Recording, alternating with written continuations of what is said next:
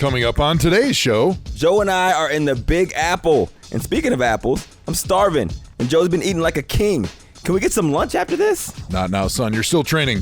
Kyle Rudolph joins the show to dish some dirt on his QB, Kid Cuzzy, and also tells us why he does not like the nickname Kid Cuzzy. Sorry, John. Locker room recordings, gambling per diem, and why Torry Holt's instructional DVD did not make me a satisfied customer. All of this and much, much more coming up on another College Football Hall of Fame edition of the ThomaHawk Show.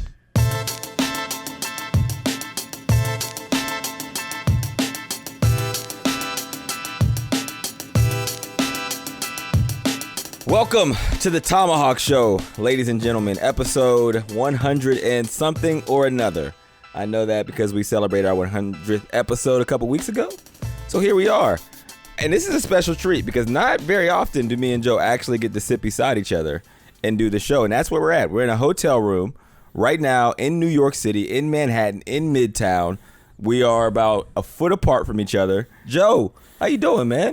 I'm doing amazing, and I feel like it's my duty as your co-host, as your Batman, you be my Robin. Absolutely. To let everybody know that you are absolutely the hardest working man in media because you told me about your schedule yesterday, which was insane. Then you went right from Total Access and jumped on a plane, took a red eye here to New York City. As soon as you landed, I think you walked from LaGuardia into Manhattan to be with me here in Midtown, to sit in my hotel room on my couch. And you don't sound like you haven't slept in 2 days, which you haven't. And that's amazing. And that's a credit to your genetics because clearly hard work plays no part in this. Well, it's funny because if you don't see that I'm tired, you don't see the effects, that means it's burning inside. So that means the Mountain Dew is paying off right now, and you're sweating out a yellowish substance that clearly I'm hoping it's Mountain Dew and it's not some type of disease that you've been infected with in the subways. Exactly. So I'm in New York, last minute trip to host Kneading Dough, our video series over at Uninterrupted. I'll be interviewing the man, the myth, the legend, Maverick Carter. And my hotel happened to be 0.4 miles away from Joe's hotel, who was in New York City to celebrate his 13th Hall of Fame induction in the last calendar year. What Hall of Fame are you going into this time? So this is a baby one. This is made up actually by myself. Okay. It's the College Football Hall of Fame. It's the one you're going to be inducted into next year for that great career that you had at Toledo. A lot of receivers in this class, at least one that I can think of, Torry Holt. That's a big one. That was a big one. He went to NC State, which Torry Holt owes me pretty money. Awesome. And I'll be sure to tell him that tonight. So we had the little luncheon this morning, and then we have a little break. So, of course, what do you do on a break in between a Hall of Fame luncheon and the actual induction?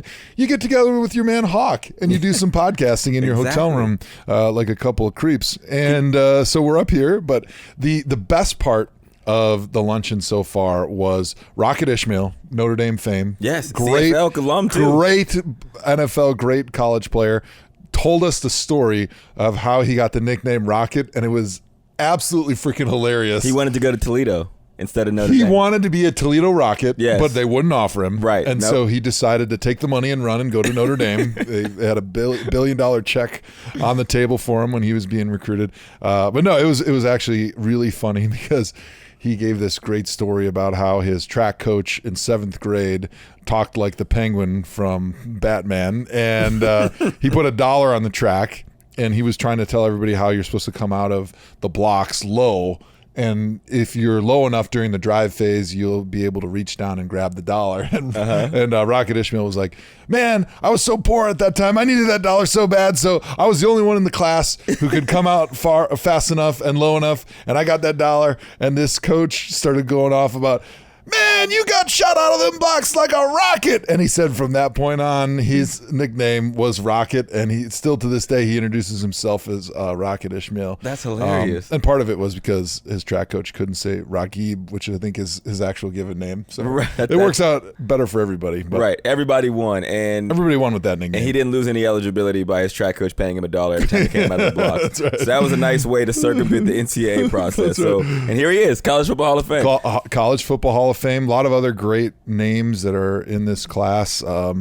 Vince Young, London Fletcher, Cleveland's finest, one of the greatest people Yes. And players in Yep. NFL history, very deserving, making the College Vince Football Young, Hall of former Fame. Cleveland Brown quarterback, great. Vince Young, former great Cleveland Browner. Yeah. Yes, that's exactly right. He had a cup of coffee with me in Cleveland. Didn't get to make the jersey, though, because he never actually played in a game with me. Well, it's funny. He 'cause was a practice guy in Cleveland. that was the year that I came, and it was the off season of 2014.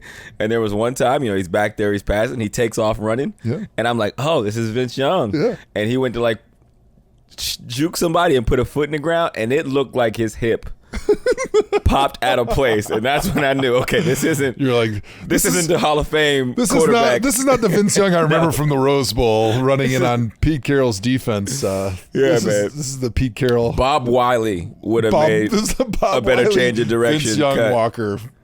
It's funny because, so Rocket Ismail, we talked about Toledo. Can you guess how many college receiving yards I had? You or Rocket? Me, not Rocket. Oh, it's a good game because I'm going into the College Football Hall of Fame like next year. 2,500 or something like that. Maybe if you had, let's say 500 your sophomore year and then about 1,000 your junior and senior years, that would be my guess. Yeah. So no. Of course, a receiver would know exactly what his stats are. I'm roughly around 632 yards. Career. Are you serious? It's my entire. No wonder career. you didn't get drafted. Short, slow, Zero and he's stats. got no stats. So it's funny because everyone's like, "Oh, you didn't do anything in the league. You only had, 3,000 yards as a pro." That was the most yards I've Really? had. I got better. Like my college stats are better than my high school stats. I had like 175 career receiving yards in high school, and then I got more in college and more in Canada and then more in the NFL. So what you were saying is you were lazy also in college because I was saving myself. You were saving yourself for Yeah. bigger and better things. I was like, I don't want to blow it all now. I'm going to wait till I actually get paid for it. I wouldn't want to actually have yards against these MAC opponents that Right. I'm significantly more talented than. Even the guys who had 4,000 yards in the MAC didn't make it to the league. So what did that? It probably says a lot more about the guy throwing you the football. So Yes. Bruce Gradkowski, I know you listen He's to the all of our worst. shows. You are the reason I'm not in that the College Hawk was Football Hall of not Fame. in the College Football Hall of Fame in this class. He's going next year. Yeah. But you're also the reason that Hawk didn't get drafted. So if I you agree. want to send a check to the Andrew Hawkins Family Foundation, Yep. Los Angeles, California, he lives in those mansions right next to LeBron. Yep. So make LeBron, sure me, Oprah. send him that $5 million check that you owe him ASAP. Yeah, man. So Torry Holt. This is why Torry Holt owes me money. Around that same time, in my quest to have more than 632 career receiving yards in college, I wanted to be good, man. I wanted to be great. I wanted to have a leg up, So I was up late one night in college. All my friends are probably out partying. It was like 12 a.m. and I see this infomercial for Torry Holt, and he's like, He had an infomercial? he had an infomercial. That's fantastic, Go look it by up the on way. YouTube. It has to be there, and it's like, Was he selling like... do you want to know what it takes to be the best? I will show your receivers how to be the best, how to get the most out of their ability. I am an NFL wide receiver, and there is techniques that give you an advantage. So I'm like, hell yeah, I want all of that, Torry. So, I'm in college. I have $0, right? Like I probably have $40 in my account. You must not have been good at coming out of the blocks, or your track coach would have given you $1. Exactly. I came out high every time, missed every buck. So I take $29.99 of my $46 in my account, and I order the Torry Holt DVD because I'm like, you know what? The only way to much get was more it? money, it was like $29.99. Oh my God. And I'm like, all right, I'm going to get this, and I'm going to train with it. I'm like a sophomore, junior in college, right? So I'm trying to get I want league tutoring. I get this DVD, man. It was like if you were coaching receivers for a 6th grade flag football team, this DVD wouldn't have helped one of them. It was like, What was so bad about it? make sure when you cut left to use your right foot. And I'm like, what? You can't even cut left using the left foot if you tried. It's like when you're running in for a touchdown, don't slow down. I'm like, dude. And I didn't know how to return a DVD to an infomercial, so I ate it, and he owes me $30. I'm so glad that you told me that story because I've got a few questions for Torry tonight. One, how much did it cost to produce that award-winning video? Because I'm sure they won Oscars for that thing. Obviously. And two, how much money did you make? And then maybe the follow-up is going to be, by the way, you owe my man Hawk $29.99. I think I said that to him once, like when I met him jokingly, like, "Hey, you owe me $30." I'm sorry, and it actually pissed him off. I think. He was kind of like, well, he was in a real cheery mood this morning. Right. Obviously, being inducted into the Hall of Fame is a big deal, and so he was excited about that. So maybe this is the right time to go after Hawk's money, win Ben Stein's money back. When you said he was in an infomercial, maybe I thought for a second he was selling slap chops or something like that Linguini guy that used to be on TV. Remember, he used to wear that headset, and he was selling slap chops. I bet that guy's a billionaire right now. He's probably living in Hollywood next to you and Oprah. I was the only slap chop in that situation for buying that stupid DVD. Do you like traveling? I like traveling if I'm not doing a lot of it. Like if you had to travel every day for work or every week, it would definitely get annoying, and I would definitely miss being in that routine of being home. But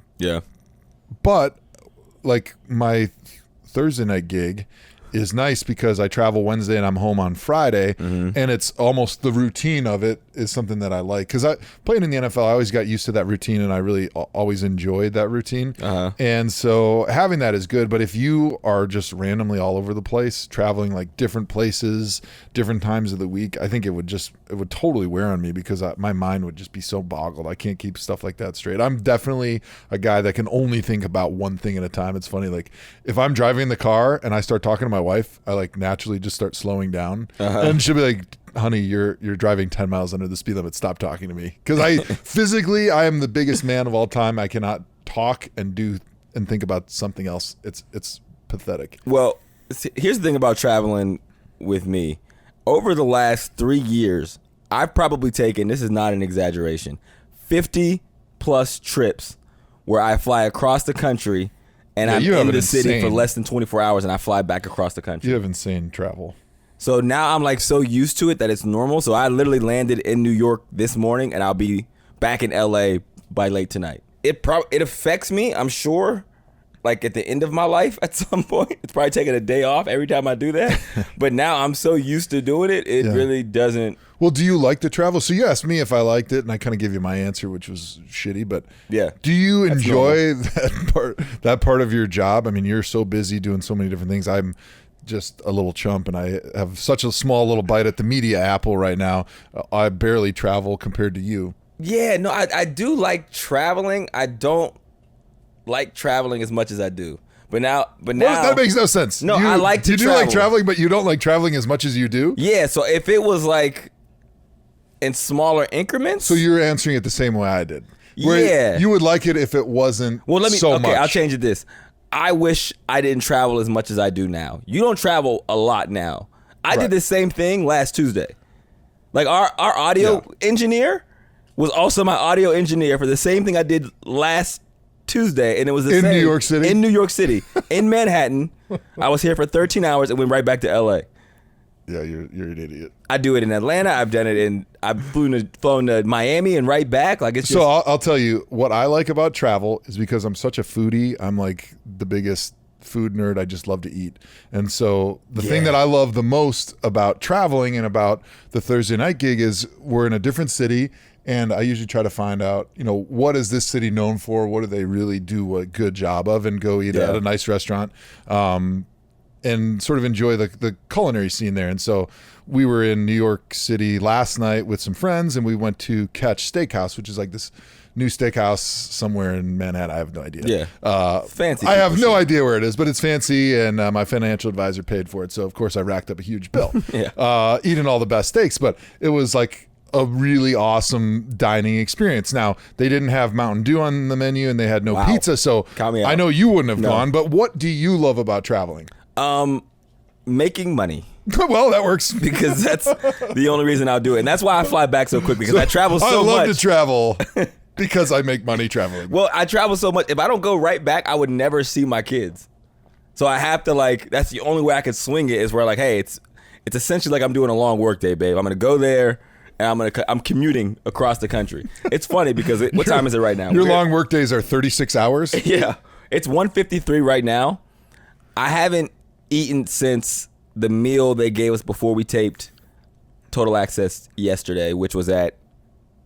So we were on at 8:15. We had a meal at 5:30. Is this how that was the last time I've eaten? Is this how you did your 10-day cut last summer, where you were able to lose the weight keeps because you my just weight started down. traveling and you stopped eating? Exactly. Yeah, I haven't. So I don't do it for the food. Also, Catch has an incredible tomahawk steak. I had it on New Year's. Thanks for telling me now. Yep, me and the wife went to Catch on New Year's here in New York the last 2 years, and we get the tomahawk steak. So outside of the financial benefit of traveling, is there anything else that you enjoy about it? Like frequent flyer miles, like you can take your kids on a nice Disney vacation. Yeah, no. In the off season. There's nothing else. It's it's a bottom line business, and I don't leave the United States. Do they give you one of those little boosters for your feet so your feet don't dangle? When I you're on the barely plane? even sit in first class. I'm usually in the middle Stop seat it. in the back of the plane. Both ways. You can't tell me that NFL Network and Uninterrupted don't put you in first class, or are you just such a small person that they figure they can save a little bit of money and you won't know the difference? Well, that's just my personality anyway, because not that I don't care, but I'm not like hey, I need to be first class travel. I'm not 6'7". It doesn't.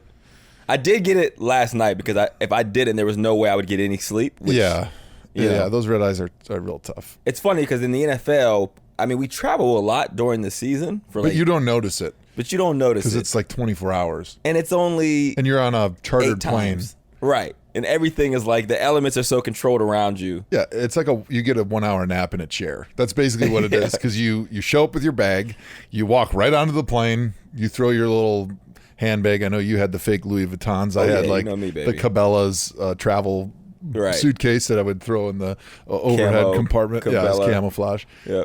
And then you close your eyes for an hour, and then most of the travel from Cleveland was short because you're pretty close to all those NFL cities. And so it's easy. Then you get there and you go to your hotel room and you maybe watch a little college football.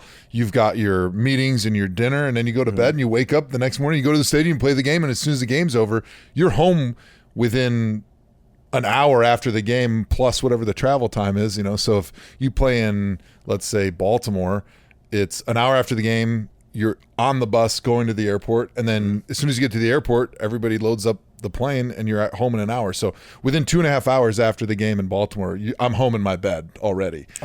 So it doesn't really feel like travel when you have to travel with the normies. Like we're traveling now, with the NFL Network the normies and Uninterrupted. The Gin Pop. All these people that have to suffer through regular travel, they don't get to fly privately. Look, tell me this. What was your least favorite city to travel to? So it was a combination, a tie between Detroit and Pittsburgh, and it had nothing to do with the city itself, but it had to do with the fact that we had to bus there. Yeah.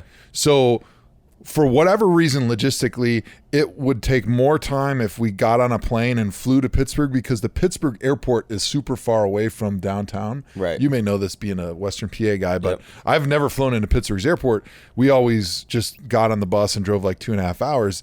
And most people think, a bus drive is not that bad. But when you're a big guy, those coach bus seats are actually really small and uncomfortable, and I'm so long that I can't sit regular, so the only way I can fit is those seats is to kind of go diagonal, which would always jack up my back and my neck. And so at the end of every one of those trips, it was just a nightmare. And you can imagine playing a football game on a Sunday and then getting shoehorned into a coach bus for a 2.5, 3 hour ride. As soon as you're done with that, you feel like you've been shoved into a suitcase for a month and you can barely stand up, and you kind of hobble off the plane, and then you and I would go right into the cryo chamber to try to heal ourselves, which helped a little bit. But Detroit was the same issue, and so I hated those bus trips. What about the train? Especially home. The train was awesome. You like the train? I love the train. So the year we had Mike Pettin, we went and practiced against the Buffalo Bills in upstate New York, and we took the train from Cleveland because it was kind of a fun experience, they thought it would be. And I actually really liked it because those train cars, the Amtrak cars, are very comfortable. They're very large and roomy. You can look out the window. We got a chance to, share some time with your brothers, with your friends on the team. I thought it was really cool, actually. I know some of the guys hated it, but for me, looking out the train window, I just have like a part of me that's an old soul, and I really kind of enjoyed that. I do like the train. So you like that trip? And Coach bus seats too are like first class seats to me, so I don't give a shit. It's all the same. Yeah. I'm actually taking the train on Wednesday because I'm going to go from New York City to Baltimore for the Thursday night game, which is the Baltimore Ravens versus the Jets. So instead of flying from New York to Baltimore, I'm going to just take the train. It's going to be a great little trip. I can't wait. It is, man. If I can find out how to get to the train station and get on the right train. It's easy. Because it's not something that you do all the time. So station, there is it's like simple. a learning curve. I feel like I'm that old person that's going to the airport for the first time in like 30 years, and I'm going to be there like 4 hours before my flight, all nervous because I don't know how everything goes, and I'm going to be taking my shoes off when I shouldn't. And it's going to be embarrassing. Yeah, and the train, they might leave early. Okay, that happens. Definitely going to be there 4 hours before my train leaves. Dip on you. But the thing is, if you can make it, you just got to be there before it leaves, and you can get on. It's not like I'll be the guy running after it, like throwing my bag over the top and trying to get in the door. Somebody open the door. All right. My favorite part of traveling. Not my favorite part, but it's just a story. So we always. I didn't ask that question, by the way. Yeah, nope. Thank you. That's your broadcasting media chops. We would get per diem every time we traveled, so they would give you like as you get on the plane. I did like the per diem. That was a good. They would give you like an envelope of money. How much would it be? It'd be like it would 40 be bucks a day. 37. Yeah. It was always weird because you get like a 20, a 10, a 5, and a couple singles. Yep. And what we like to do is this the story? It's you're the going to story. tell? Go ahead and run it because I'm going to tell you how I used to cheat. Okay, so the quick version is $37 in an envelope is bad news for an NFL player because what do we want to do with it? The first thing we want to do is gamble it away. Yep, unless you're Rocket Ismail, then you save those dollars. I mean, who spends cash anyway anymore? You're spending credit cards, so you either want to walk off that plane with like $1,000 in your hand or nothing. There's no in between. It doesn't do you any good. So what we used to do is we'd play this game. I don't even know if it had a name, but the kickers or the specialists would usually organize it, and they would get a bag, like a barf bag, basically from the stewardess, and everyone would write their numbers on the $20 bills that they got and would stuff them in the bag. And they would walk up and down the aisle, and the trainers would play, the coaches would play, like everybody would get in, and then you'd have the stewardess right before the plane was going to take off would pull one bill out, and usually that first person would get their 20 back, and then the next bill that got pulled out, they would get the whole bag of money. And so if everybody on the plane was participating, you'd usually get like $1,000 or something, which was real money. That's great. So now go ahead with your story. I would put multiple 20s in there, and then sometimes me and other teammates would all put one number on multiple 20s and just split it as a team instead of having just the $20. So it's not really cheating it because you are increasing your odds, but you're also paying the same ratio as everybody else is. But I won 3 times doing it that way. So I won twice, and one time I got screwed. And I'm going to tell you the quick version of that. We had this running back named Armand Smith, and sometimes we would have the rookies be the ones that would pull. Okay. And so the first number that came out of there was Gary Barnage, I think.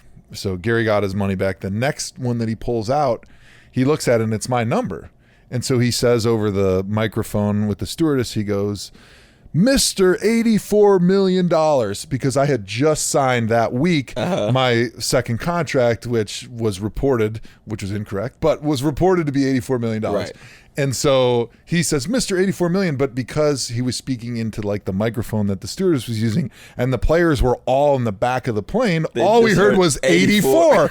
So Jordan Cameron, who was 84 at the time, walks up, takes the bag of money, and Armand Smith, being a rookie, doesn't say anything about it. It just gave him the bag of money. And so we didn't even find out that I was the one that was supposed to win until the next day. And at that time, there was so much controversy swirling around who actually was supposed to get the money. Nobody felt bad for you. Yeah, he gave me the money and was like, dude, you just signed a new deal. Can't I just keep it? Yeah. And so you kind of feel bad about it. So that's the move I would expect him to make. That was the 2 times that I won the grab bag of money. And now apparently Hawk owes me some money too. So if I got that money from Torry Holt tonight, I'm definitely keeping it because I feel like you cheated me in some way out of my grab bag. Hey, man, if you ain't cheating, you ain't trying. We need to talk about the Patriots. Should we talk about the Patriots? Your career with the Patriots or just the Patriots in general? The Patriots in general. Their season's over and Tom Brady's dead. And no, there's they no chance. They were taping the Bengals practice. So or pregame. I read the report Okay, what is your take from the report? Supposedly what happened was they're doing a documentary on their scouts, their scouts who go to the stadium, which doesn't make sense to me because there's no way NFL teams still send their scouts to go watch other teams play in the stadium. We have this thing called video in modern technology where you can watch the games on TV, or you could just watch the video that every team in the NFL has of all the plays of every game. So it makes no sense that they had a scout in the stadium, but supposedly the Browns gave them permission to have a documentary crew recording the scout for the Patriots that was there to scout the Bengals. Now, what's your take on that? What did you hear? You know what? Like from the story I heard, a Bengals personnel member or media or something noticed somebody in a Patriots shirt filming. Like with the old school dad VHS on the shoulder video recorder. And I've gone back and forth with this so many times, and they said that when they asked him, he identified himself as someone who's worked for Mr. Kraft. Right? So I'm like, okay, who do you work for? Who does number 2 work for? I'll never tell you. It's a funny story because Kraft said he'd kill me. I mean, my boss said he'd kill me if I ever told anybody. So there was really an interrogation. Did they tie him up like James Bond? They took him into a room. They cut a hole in the bottom of the seat and they tied him down naked and started hitting him with the rope with the knot on the end. They put him in a room and they made him show him the video. They questioned him. They showed him the video. Did they have good cop, bad cop? Yeah, there was these questions. They confiscated the video. They said the guy tried to get them like, hey, just delete the footage and let's just go our separate ways. They were like, never happened. They were like, no, and so it was like it's like a thing. And I'm trying to wrestle with, okay, if I'm spying, if I'm in charge of spying for the Patriots, would I wear a Patriots shirt? I don't know, right? And then if someone asked me who I work for, would I then say Mr. Kraft? So the Patriots have said they were a third-party production company that was doing the filming for this documentary, and they're not really a part of the Patriots organization. They don't know the NFL rules, blah, blah, blah, blah. Seems fishy to you, huh? You said Ray Farmer got suspended 4 games for text messaging from the sideline. Yes. What is this going to be for the Patriots? I don't know, because for the last one, they lost a first-round pick? I forget what the punishment was for, but I remember I played with Hank Fraley my rookie year, and he was on the Eagles team that lost to the Patriots in the Super Bowl, and he was certain that the Patriots had their openers because they were watching their walkthrough or taping. I think this was after the Spygate stuff, but he was certain that the Patriots screwed him out of the Super Bowl win because they had somehow infiltrated and recorded their practice or watched their openers or somehow got a hold of it and knew what they were running at the beginning of the game. Bad news. It's bad news, man. Either way, the Patriots are always trying to take an advantage. And I remember my rookie year, Romeo Crennel was our head coach. And when we went back to New England, I'm not saying anything, but I'm saying that all of a sudden we had a lot more security people around our hotel that were hired by the Browns, that were hired by Romeo. We had a lot more people that were much more sensitive about leaving your playbook around in the hotel. We had security guards outside of our locker room door that never happened anywhere else. So you know that when we were going back to New England, Romeo was like, I know what goes on here, and I'm not going to let him do it to me now that I'm an opposing coach. Because we had heard from, as you have heard, throughout the NFL circles, that the Patriots would always send somebody to the hotel after the team was there and just walk through the meeting rooms and make sure that nothing was left there, because if anything got left there, they'd pick it up and it would go back to the Patriots. Just like in the locker room, everybody's got their playbook, you've got your openers, you've got your scripted plays, and if nobody's attending the locker room door, they would send one of their locker room attendants in, and he wouldn't even have to steal it. You could just take a quick picture of their first 15 plays, and now all of a sudden the Patriots defense is a lot more well prepared for the openers that you're going to be running. And so whether that happened or not, I'm not sure, but Romeo seemed real concerned when we were going to New England to make sure that it wasn't going to happen to us. Well, Mangini, who comes from the Patriots school of cheating, coaching, of cheating / coaching. Well, he was with the Jets. My brother was there. My brother told me the story. Well, that's why.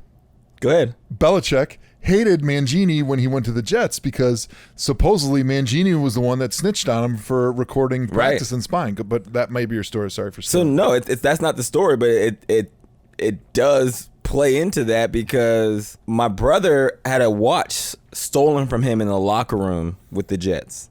right? So somebody stole his watch out of his locker.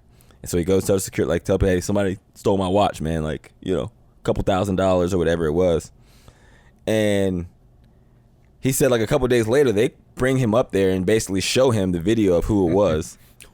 Like, yo, here he is. And they cut the guy, sent him home, blah, blah, blah. He said he wasn't even thinking about the watch. All he was thinking about was, motherfuckers have cameras in the locker room?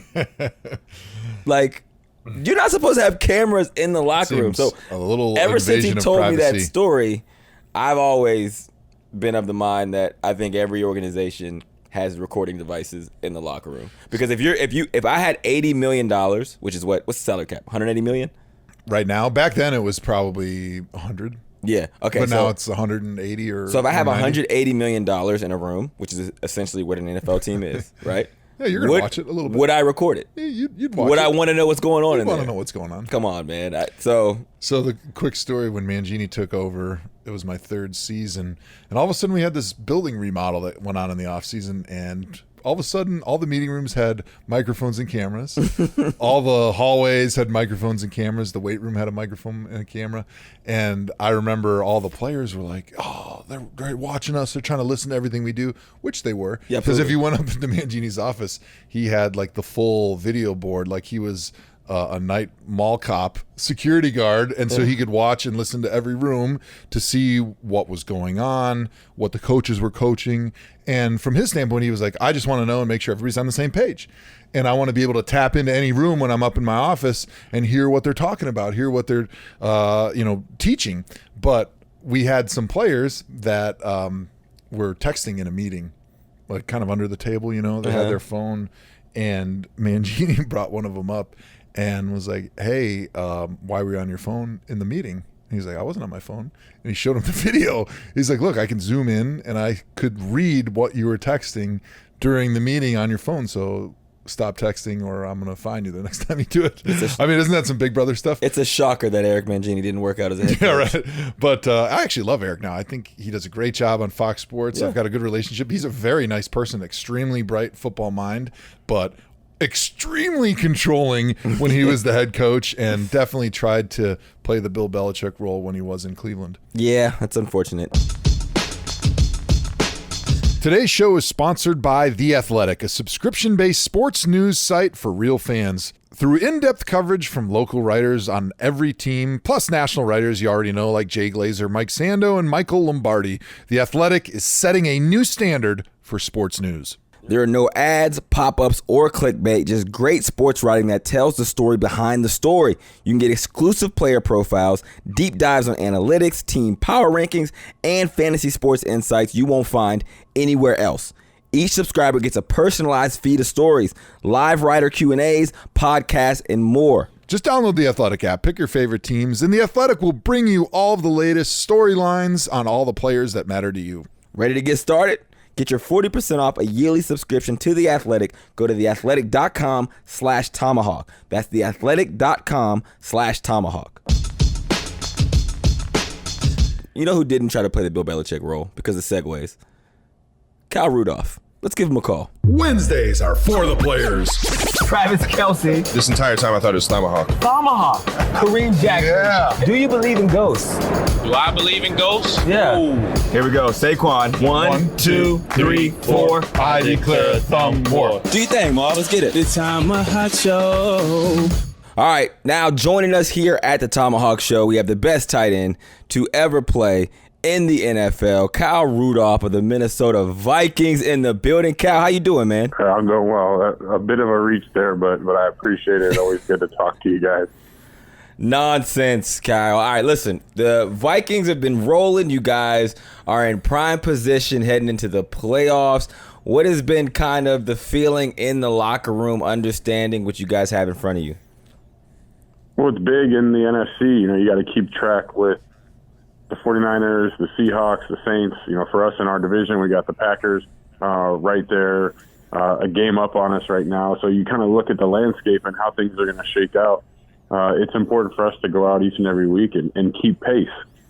These teams are going out each and every week and taking care of their business, and we have to do the same thing. Thankfully for us, we have 3 division games here in the month of December. We're able to take care of business last week at home against the Lions, and it doesn't get any easier for us. We go on the road to the Chargers this week.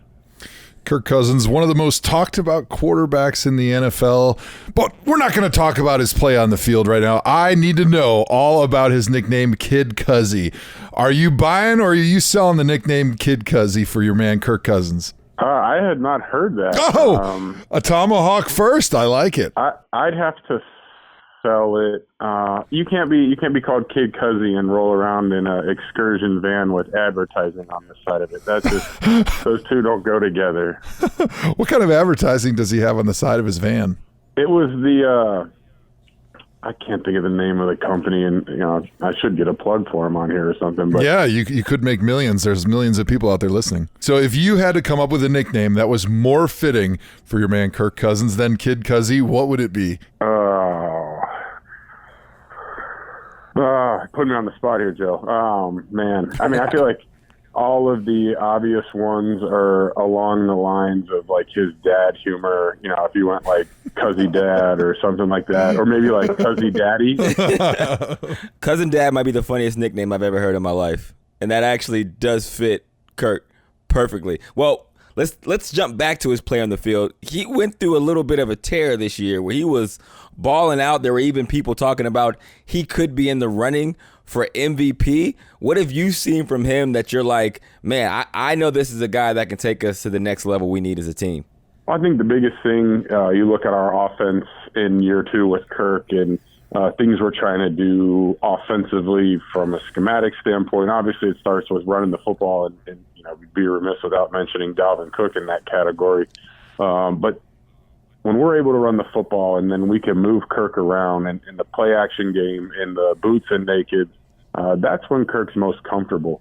Last year, we got, for us offensively, we put ourselves behind the 8 ball way too many times, and we got into a lot of drop back passes. And Joe, you can attest to this. There's nothing worse than an offensive lineman and you're protecting 42 drop back passes in a game. I mean, it's just, it's not fair to those guys up front. The rushers in this league are too talented and too good. So for us, we've been able to stay balanced. And when we're balanced and we have that run pass game going, it allows Kirk to move around, and he's not always in the same spot every time. He throws the ball really well on the run, and that's allowed Kirk to play well this year. Well, it's funny because you mentioned that. I mean, we talked about, me and Joe, when we were in Cleveland, we had a similar situation where we were just throwing the ball. And like you said, in the NFL, you cannot throw the ball that much and win. You need balance. You need to keep your defense off the field. You need to help out the guys protecting your quarterback in the pass game. Dalvin Cook has been balling this year, and I'm sure Joe's going to follow up with some football questions. But I have one more question before I kick it off about Mike Zimmer, who is a maniac. Right? Funny story about Mike. I was in Cincinnati. He was our D coordinator. I forget which linebacker we had signed that offseason, but he was our big name signing at the time. $7 million a year for a linebacker was a lot of money. And I just remember something happened on the field. They run off, and this is my first interaction with Mike Zimmer ever. He pushes me out of the way to get to this linebacker, and he shows him like the printout, and he says, "We paid your ass $7 million a year for this? You gotta be shitting me. You suck," and just walked off. And I'm like, yo, is that really how coaches talk to people? So I can't imagine he's changed that much. Kyle, do you have any good Mike Zimmer stories for me? Coach has calmed down a little bit since his time down there in Cincinnati. Born and raised in Cincinnati, so all kinds of great stories when we got coached about. I can't believe it's been 6 years already. But, when you're a coach and you take over a team and organization, most of the time you're taking over a team because they weren't good before you got there. You have to establish your culture and your identity. He did that early on. He was tough on us. He was hard on us. We had a young team. So he had to kind of lay his foundation. And I feel like now we've been together for 6 years. You look at our roster, the core group of our roster has all been here for that 6-year tenure. And, now you have a bunch of guys that are in year 6, 7, 8, 9, 10 instead of year 1, 2, 3, 4. So he's eased up on us a little bit. He's not quite as hard as he used to be. he takes care of us a little more. So this is your first year in what people would call the Kyle Shanahan type offense. Both Hawk and I played for Kyle when we were in Cleveland together, and I think I can speak for both of us in saying that was our favorite offense that we played in. Everything just fit together so well, the run, the pass, the balance, the way you understood why it was important for the receivers to block a certain way, get your hat on a certain side of the defender. Everything was detailed out in a really specific manner. You played in a bunch of offenses throughout your career. How do you like this offense that you guys have this year compared to those other offenses you've played in the NFL? Well, I mean, you hit it when you said everything fits together so perfectly, the run, the pass, play action, the nakeds. I think for us, we really got an experience of that this offseason going against our defense. We've always had a great barometer going against our defense. They've been in the top 5 in the NFL just about every year since Coach Zim's been here. And we know when we're going to be good offensively, when we're having success against those guys. And this offseason, going against them with this Shanahan, Kubiak offense, it was like after every period, they'd come over the sideline and like, it all looks the same. Like, we can't tell what you guys are doing.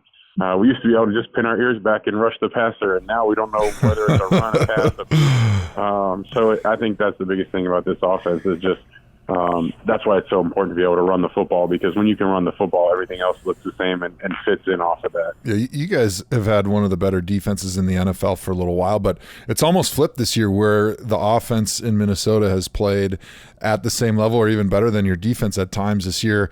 How has that been for you guys on offense to feel like you're carrying a lot of the load now and you're helping out the defense, whereas in years past sometimes it felt like the defense was the thing that was carrying the Vikings? Well, I think for us, and part of the reason why there was so much frustration early in the year, and obviously everybody heard all the stories coming out of Minnesota, it was because we feel like we have so much talent on this offense, and we weren't reaching our expectations. And the defense has been so good around here for so long, and we felt like we weren't pulling our weight to help us win football games.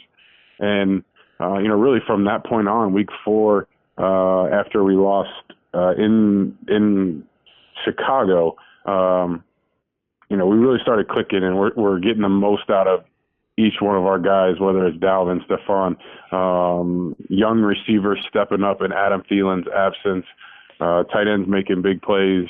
It's the biggest thing for us is we've always felt like we've had the talent to be right up there with our defense. Like I said, we go up against these guys every day in practice. And now we're starting to put it on tape and go out there each and every week and make plays to help our team win games. There was a lot made from a national level about the relationship with Stephon Diggs and Kirk Cousins, and some speculation that Stephon wanted to be traded early on in the season. But it seems like that has really been tamped down, and they've got a great relationship now that you guys are rolling on offense. How have you seen that relationship and Stephon's desire to be in a Vikings uniform change through the course of the season? Well, as you guys know, you both played a long time in this league. When you're not winning football games, guys are frustrated, and it has nothing to do with I've never met a wide receiver that's any good that doesn't want the football. Everybody wants the football. You want to make plays. You want to help your team win. And we weren't winning games. We started the season 2-2, and that's certainly not where any of us thought we would be through 4 games. And I think that was the biggest thing early. Everybody from the outside saw all these frustrations and personalities shining through, and it was just frustration. We weren't living up to expectations. And then, as you guys know, winning seems to cure all in this league. So when we started winning football games and, guys were able to make plays to help our team win games, all that kind of goes by the wayside. All right, now it's time for some hard-hitting questions, Kyle. You're a Cincinnati kid, born and raised. A lot of memories from growing up watching the Bengals, I'm sure. Probably a lot of sad memories, depending on exactly what you're pinpointing there. Big question. My take is Andy Dalton has a better Bengals career than Carson Palmer. If I had to pick one quarterback for the Bengals, and I grew up a Bengals fan too because my brother played from 98 to 2004, I'm taking Andy over Carson. You're a Cincinnati kid. Am I an idiot, or do you agree? I think there's a couple of different takes that you can go on that one. And, so for me, Carson was there towards like the end of my elementary school and high school. I remember being a sophomore, and that was when Carson tore his ACL against the Steelers in that playoff game. Yep. And to me, I think you could argue that was one of the best offenses ever, and probably the Bengals' best shot at winning it all. And but with that being said, you go back and look at Andy's career over the last 9 years and the success that he's had over the course of 9 years. Carson had a lot of success there towards the end of his career, but it's hard to argue the sustained success.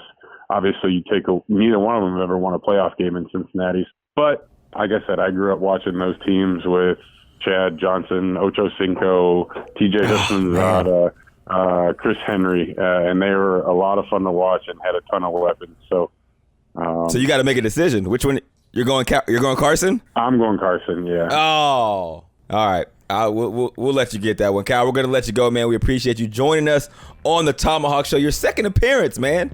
2 times because we liked it so much the first time, man. Thank you. Absolutely. Good luck down the stretch, brother.